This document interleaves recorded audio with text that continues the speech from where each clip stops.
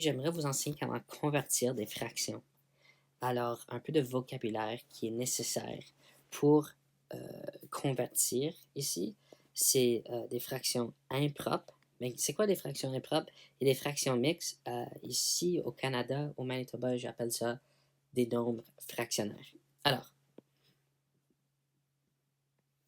pour commencer, des fractions impropres sont n'importe quelle fraction ayant des numérateurs qui sont plus grands que le dénominateur. Alors, si le numérateur, le nombre en haut, c'est plus grand que le dénominateur, dans ce cas, 21, le numérateur est plus grand que le dénominateur, ça veut dire que c'est une fraction impropre. Là, ça n'a pas besoin d'être beaucoup plus grand, ça peut également être 3 moitiés, c'est une fraction impropre. Si jamais on voit quelque chose comme ça, dans les mathématiques, on préfère présenter ça d'une autre manière. Ça, c'est des fractions mixtes ou des nombres fractionnaires. Alors, des fractions mixtes, c'est des nombres avec des fractions comme 1 et 1 sur 2. Ensemble, c'est une fraction mixte ou un nombre fractionnaire. Alors, chacun, euh, chaque fraction impropre a un nombre fractionnaire équivalent.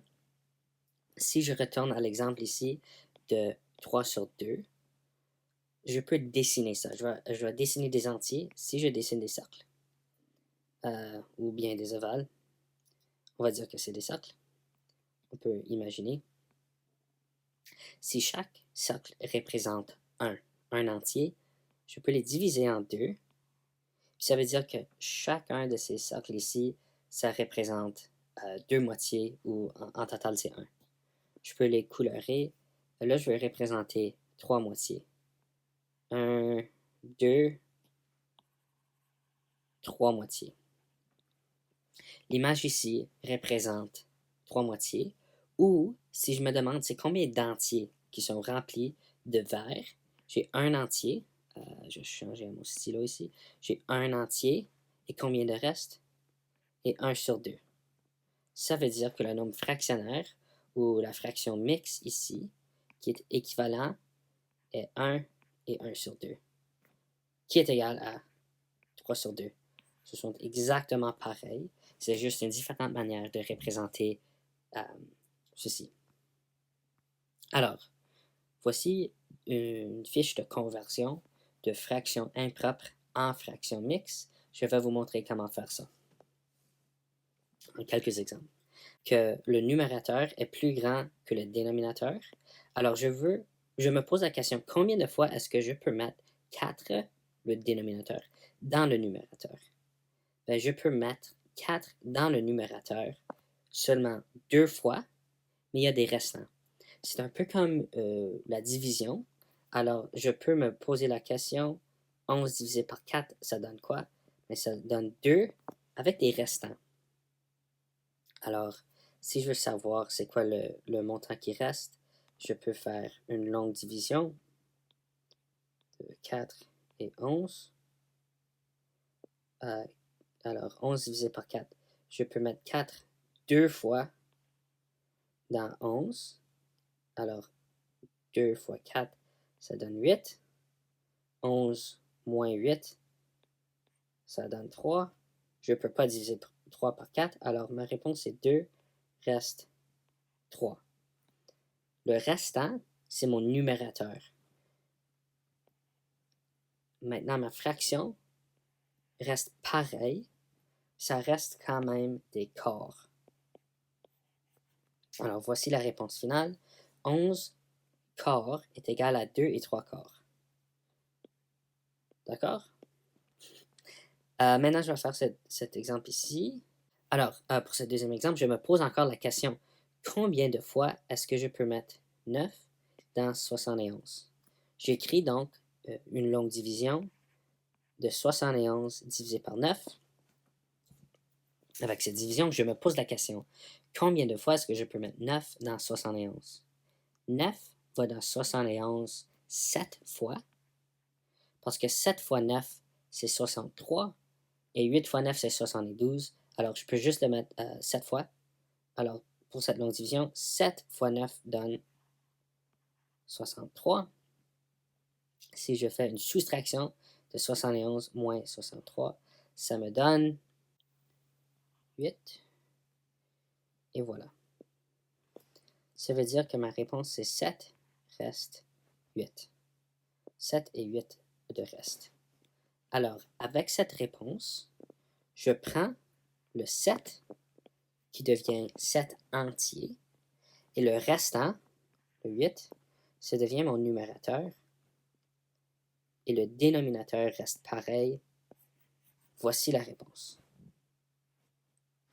Maintenant, on a fait 2 exemples ensemble. J'aimerais faire la troisième en anglais, peut-être pour aider vos parents, si jamais tu as un parent qui ne parle pas en français, comme ça ils peuvent comprendre la manière qu'on fait dans la classe pour mieux vous aider avec vos devoirs. So now I'm going to do an example of converting fractions to a mixed fraction. So I've got an improper fraction I'm going to convert to a mixed fraction. I'd like to show you how to do it in English using the same techniques that we use in the classroom. Hopefully this will help you help your child with their homework. I found this worksheet at matlibre.com. If you'd like to find it, I'll leave a link in the description, or you can go to this website and search just the title page up here. This is Converting Fractions Sheet A. There's a whole bunch of these. This is the one I'm doing the examples with. But yeah, so we'll do this third one together in English. So to convert this improper fraction, I need to ask myself the question, how many times can I put 5 into 38? So to do that, it's actually a long division. And so I can write it out, 5 and 38. So again, I'm asking myself, how many times does 5 go in 38? Well, it goes in 7 times. 7 times 5 gives us what? That's 35. Just write that underneath here. And that gives me a subtraction that I can do. I've got 38 minus 35. That gives me 3. 3 is not divisible by 5, so that means that my final answer here for 38 divided by 5 is 7 with 3 left. I don't know how it's done in English, but we do 7R3. The R stands for rest, so what's left. So 7R3 is what we do. Now, with this answer, I take the 7, and that is how many wholes that I've got here. So it's 7, and then the rest of the fraction I need to complete still. So that's with however many I've got left. That stays at the numerator. So the numerator is 3, and my denominator doesn't change throughout this whole problem. It stays at 5. So that means that my final answer here is 7 3/5. And there we go. It's pretty much the same for all of these. If we were to do this next one, it looks like it's going to be a little bit more complicated. I've got to do a division of 91 divided by 15. Now that's a little bit tougher. I'm not super confident with my times 15 tables, but if ever your students your child isn't super competent with that, they could just count in bounds too. It works out to the same thing. So here for 15, how many times does it go in 91? Well, you can count in bounds. It's 15, 30, 45, 60, 75, 90? Yeah, okay, well, there we go. So that's 6 times that it goes in. I was counting on my fingers while I was counting the bounds. 6 times 15 gives me 90.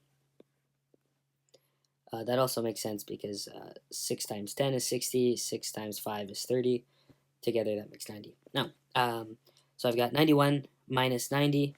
That gives me 6 R1, 6 with 1 left. I take that 6, and that's how many